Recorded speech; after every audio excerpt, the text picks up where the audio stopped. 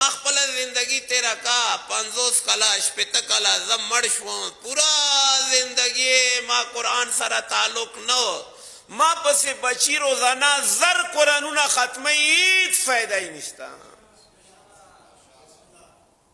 هیڅ ضرورت یې نشته د قرآن تلاوت. قرآن زندگی زه نه یم قرآن دی.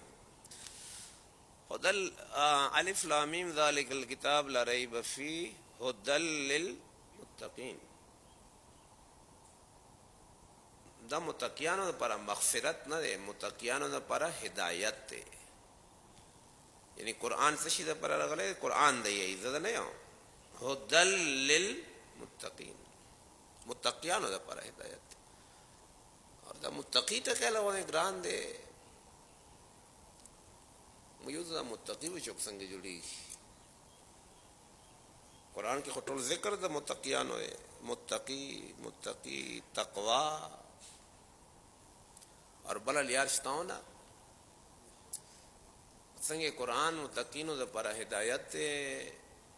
قرآن دی تو ازلفت الجنت للمتقین، جنت صرف تقوا والوں لپاره دی، بل چا لپاره جنت نه دی، صرف اور صرف تقوا.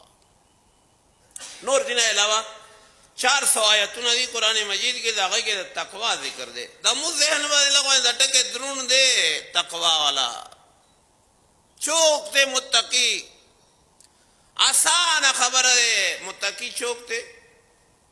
اشہد ان امیر المؤمنین و امام المتقین علی ولی اللہ.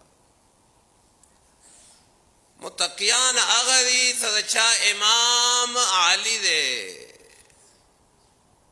ختم خبر. کمو دعوا دے تو مو امام علی دے نو پکار دے دا اول متقی جوڑ شوم بیا دا ما امام علی دے.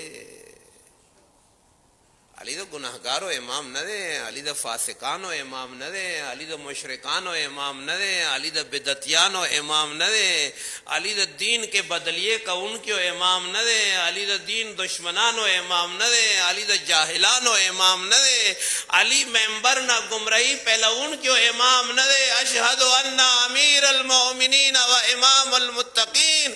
پلے خپلے سره گواہی ورکو سے یا علی تد مؤمنین و امیر یہ اور د متقیانو امامی.